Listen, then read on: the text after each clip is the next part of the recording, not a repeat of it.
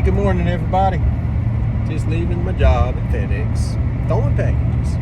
I really like it. So, got another thought. Seem to be coming in waves here lately. So, I did a video. I think the last video I did was on identity. I was talking to a young lady today and brought up some other things that made me want to tie something else into that, and that's expectation. We're programmed with expectation on a lot of things. So if you're expecting something to be a certain way, it kind of sets you up to have an emotional reaction to it. So if I expect something to be whichever particular direction, so maybe I expect something to be blue and it turns out to be green, I'm going to be upset about that. But if I prefer that something's blue, but it shows up green, then I'm not upset because I preferred it, but it's okay. It's green.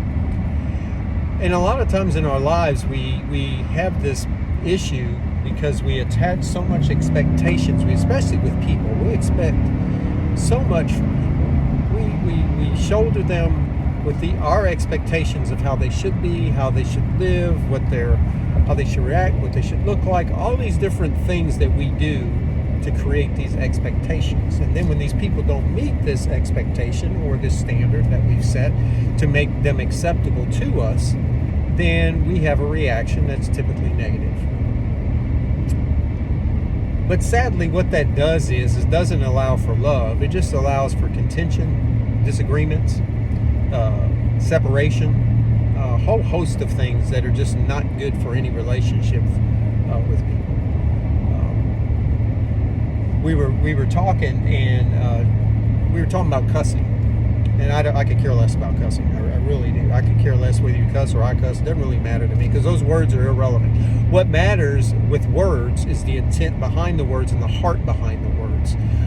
So if I say a cuss word, F you or whatever to you, and I'm laughing and I'm joking and everything, that word means literally absolutely nothing. But if I have hatred in my heart and I say it, it means something. If I say, oh man, you're a loser, and I'm just joking, but if deep within I'm not, that I truly believe that, now as a person who is a creator as well, I can speak something into your life, and I'm actually cursing you. So we have to be so careful of expectations, because the very things that we think and speak about people, we can first speak them into existence, but secondly, it sets them up for failure, and it sets us up to put us in some type of position as a judge over someone else's life. So we were talking, and she said that, because it stemmed off of cussing, I need to set this example because someone may be looking, and this happens and speaks in churches all the time. You need to act a certain way because you never know who's looking, and if they perceive that and they hear that you're a Christian and you don't act that way, then they're going to call you a hypocrite. And we don't do that because that's bad. What's it bad? It's bad for the faith. Yeah, that's what it is. It's bad because it makes Christians look bad. Okay, so let's break all that down. Let's break down first this expectation of what it means, and this ties back into identity of being a Christian and what all that means, or being a Muslim or Buddhist or whatever the tag label you have for your religious beliefs that you have. And there's certain guidelines that you have to meet to be this particular part of this particular religious whatever. So you're a preacher. This happens constantly, and it happens for a reason. I'll explain why. You're a preacher. You got a congregation, maybe you're one of them big mega churches. You got a congregation of 10,000 people. Comes out in the news, he had an affair, or he embezzled money, whatever the bad sin that just took place, that comes out. Everybody's disappointed. Everybody's now, I can't believe he did that. Why did he do that? It just makes us look bad. It made all these different things that people come up with on their negative responses to what just took place. Okay? Because he's the leader, and as a leader, there's certain things that you need to be or line up to or check off to be a leader. It's like there's certain checklist items you need to be a follower. There's a whole list of different things that qualify you to be one of these two people. So anyway, that happens. Now, what people don't get out of all of that, because I've seen it. It's come on the news multiple times. I've been in churches where it's happened. It's when you really, really look at it, it's quite sad. Because here's the thing. First of all, this individual that he did whatever he did, this was part of what he had to do to get where he needed to be, to recognize within himself what is wrong. And hopefully this was the catalyst that propels him to examine and come to the true knowledge of who he is in Christ and who he is in the Father, regardless of whether he stays a preacher or not a preacher. That's irrelevant. Because the purpose of him being here, or you being here, or me being here, is to get ourselves home.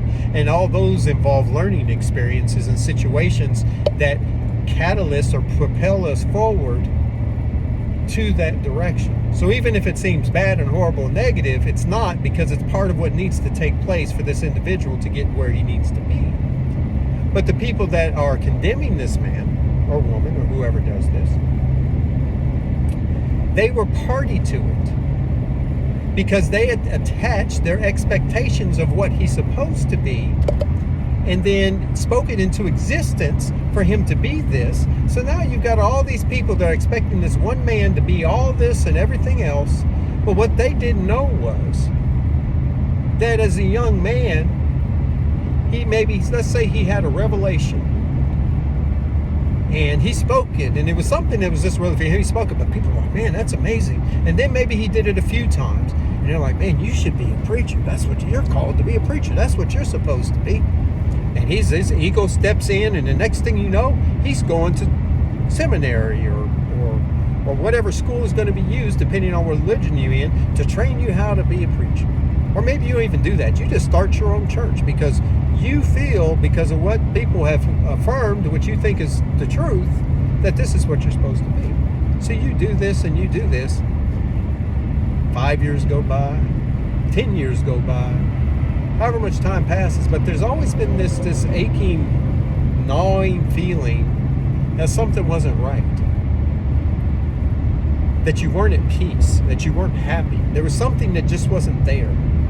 And you didn't ever put your finger on it, you didn't know, because from the beginning, you created a reality around what people thought you were supposed to be. And you had to live up to that reality. And then people within your church, or the people that surrounded you, now build you up to make you think this is what you're supposed to be and this is who you are. But the whole time, that is not truly who you are deep inside. That wasn't your true identity. So to break you away from this loop that you're stuck in of being in a false identity and a false self, something had to happen. Something that had to shake you to your core. Something that had to break you so that you could find out the truth of who you are. But as the world perceives it, and especially in the religious world perceives it, you're a horrible, terrible person that you did this. You've let so many people down. You've done this, you've done that. But in reality, it was something that had to happen so that you could come to the full knowledge of the truth. And then hopefully those very same people that are condemning will take the opportunity to find out the truth that lies within them. Because the very thing that they're condemning and judging the man for is the very thing that they can do themselves, because they're capable of doing it. So I say this to say this, and I said it before, you need to lose your identity. It's like I told the young lady, I don't want to be a leader and I'm not a follower. I'm not anything. I'm not. Because if I say that I want to be a leader, then that's why, all these people make all these money off of leadership books and motivational speaking and all these different things. Now, what if the same person who wrote the leadership book now fails at being a leader? Now what? Nobody buys his books because he failed. He's not a leader anymore. Okay. So you create an imaginary reality of what somebody's supposed to be, and then when they don't live up to it, people just dump them off somewhere. And then you dump yourself off because you're not that, because that's what you thought that you were. But you weren't. It was a part of your life that you were supposed to do, but you were supposed to move on from there to go do something else. So whatever you've got going on in your life at the moment, whatever you think you are, whatever expectations you've laid upon yourself, whatever expectations people have laid upon you, dump them. Go to preferences. You know? Go to preferences. Like something. Prefer that it's this way. But if it's not, don't have an emotional attachment to it. Don't tie yourself into whatever it is that you're expecting. If you're expecting your spouse to be this and they're not, you've literally set yourself up for basically disappointment. Why? Because they're not you. They're only going to be who they are at the moment that they're in. And the snapshot or the short film that you're living with them at that moment where you're expecting them to be this and they're not and they're something else, and you keep pushing for them to be that. But then you go negative and say you never are going to. You're always going to be. Or whether you do it to your kids or you do it to a coworker. I gave a great example to her, and I think this is so true. We have a lot of employees at FedEx, and you have people that do their jobs well and people who don't do their jobs for whatever reason that they don't. So what happens is you notice, well, this guy, he can't do this. He can't do this. Why can't he do this? Why can't he do this? You notice it, and you speak it out loud. You say it to someone else. Then that person, they notice it, so they speak it out loud. Then they speak it to someone else, so then now they notice it. Now all of a sudden it went from one person to say 20 people saying almost literally the same exact thing about this one person. Now, being that we can speak into existence the very things that exist, and we can create our realities in front of us because of the people or the spirits that we are and because of who we're part of, this individual who was one way when they came here slowly is now firmly the very thing that they spoke or that we spoke over him or her. It is now them. Because it was spoke over their life, and because that tendency was there, it became a true reality. So what actually should have happened is that, say this person doesn't do what they need to do, but instead of you looking at them in a negative way, you look at them and go, you know what? That person's got the ability. That person has the ability to do this job. They have the ability to see the numbers or to see the letters or whatever it is that we end up saying that's positive, and we speak that over them in our hearts. And we speak to no one else. We don't bring up the negative about someone else to someone else, because if we do, guaranteed they will multiply that exponentially across the board. It happens in your family. You got the one kid, you've got the good sister and the bad sister. Is there such a thing? You've got the one that always does everything right. The parents never get upset at them. You got the other one that's rebellious and seemingly does everything wrong. And then everybody speaks over the one that's good. Oh, you're so good. You know, you're always doing this. You keep creating. Then that exponentially gets spilled over the rest of the family members. Oh, she's so amazing. She's this and that. And then the other child that seems to be the rebel that doesn't do everything perfect and isn't good, or whatever it is, the terminology that's used. Now that gets spoken over by the parent, and then the brother or the sister, and then the cousin, and then the aunt, and then the friends, and all these different people start speaking that over them. So what happens is that now you are basically cementing in that person's life this creative verbiage that you're speaking over their life. We are powerful, powerful spiritual beings. We need to understand that. We have the power of the tongue is utterly ridiculous. Just like in the Bible where it says a rudder guides a big ship, that the tongue can speak blessing or cursing. That's what cursing is. It's not saying shit or damn. Those aren't cuss words. Cuss words are the intent behind the words that you're speaking towards the individual that you're speaking to, or the situation that you're in. That's cursing. That's offensive, because that destroys, or it can build. So think on these things. Think about what your identity is, and hopefully you get to the point to where you have none. Absolutely none.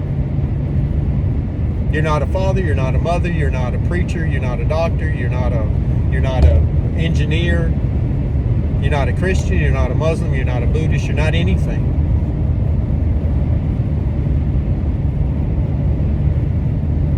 No one has to tell me. I have 5 kids. No one has to constantly tell me that I'm the father of Victoria, or the father of Jacob, or the father of Jolie, or the father of Megan, or the father of Alonzo. No one has to tell me these things. I don't have to believe it either, because I know it. I don't have to constantly be told that that is my position over them, if you want to say over them. That is my position in their life. Let's not use over. That is my position. Now, is that who I am? No. Who I am is unidentifiable. Because I'm part of the source, the creator, the Father. I'm part of Him. Using gender, I guess, whatever. I'm part of Him. Which you can't identify Him. You can try, but words don't suffice. So don't even try. You just know in your heart the truth of who He is. And that's who I am. I know the truth of who I am. Therefore, I don't have to ever explain who I am to anyone. Because I don't need your validation, and I need no one's validation for who I am. I don't. As soon as I need validation, that truly means I know that I've attached myself to an identity. Because at some point in my life, I'm going to have to prove that I'm part of that identity. Hi, Mrs. Jones. I'm not Mrs. Jones. I'm Dr. Jones. Oh, excuse me. I'm sorry. I did not realize that that's who you are. Dr. Jones. Well, I went through 12 years of education, therefore I'm a doctor. I'm very proud of that. I understand now. And I mentioned this before. But that's your skill set. That's not who you are. I hope that's not who you are. If that's all that you are, then you are missing out on yourself so much. Because there's so much more to you than you can possibly ever imagine. If you want to be less than, then yes, please have that identity. Because anytime you do identity, and then of course there's expectation that automatically goes with that, you are automatically making yourself less than. Less than what you are. Less than the incredible spirit that you are. You are making yourself less than. Because you're trying to attach a label that's to something that is completely unidentifiable. There is only one of me. My spirit, only one. It is not identifiable with any other spirit within the universe. Within all infinity and all eternity, it is unidentifiable with any other spirit. Therefore, I cannot latch myself onto anything in this world that tries to make me something other than I am.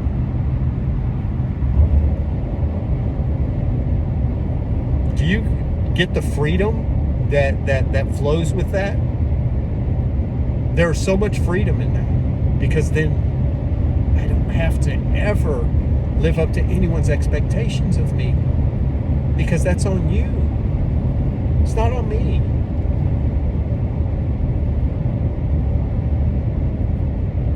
When I live in love, and I live in the truth of who the Father is and the truth of who Christ is within me, and I live within myself, and I don't try to live without,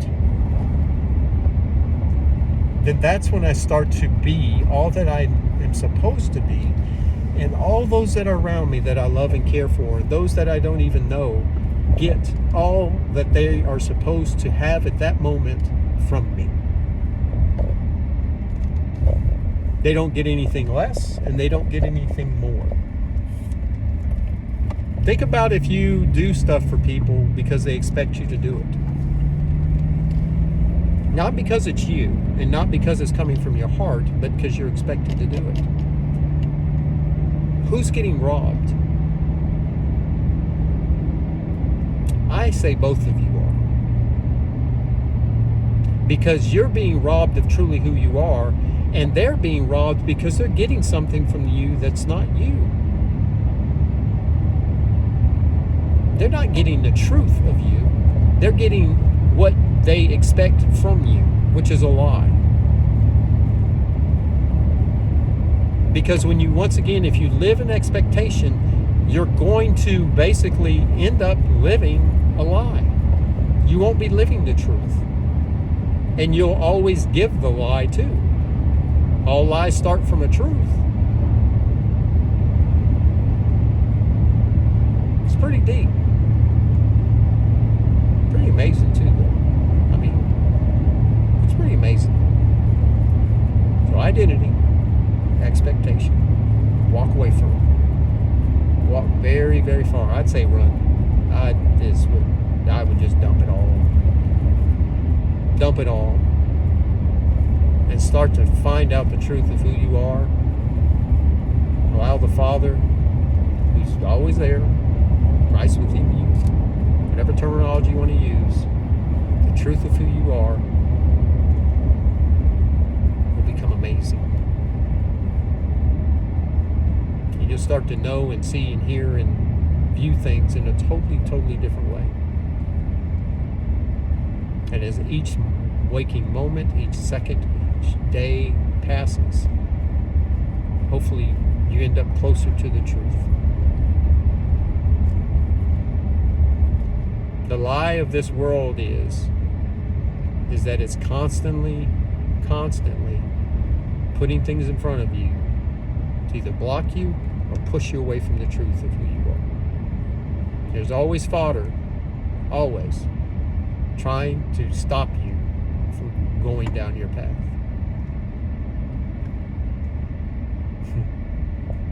So anyway, I hope everybody has an amazing, amazing, wonderful day, which is always your choice. Did you hear me? It's always your choice on whether your day is good or bad, no matter what happens. Hear me. It's all in how you see it. All in how you see it. And yes, you're going to have bad reactions sometimes. But when you awaken to the truth, you'll see that you're bad reacting. You'll see that, okay, I need to not do that again. And you're aware of it. You're not walking with blinders on and you're not walking in darkness. You're actually literally, the goal in life is to slowly, and it happens slowly, is slowly get yourself out of darkness to where all you ever do is walk in light. And walking in light means that what is around you, you can actually now see, hear, and know.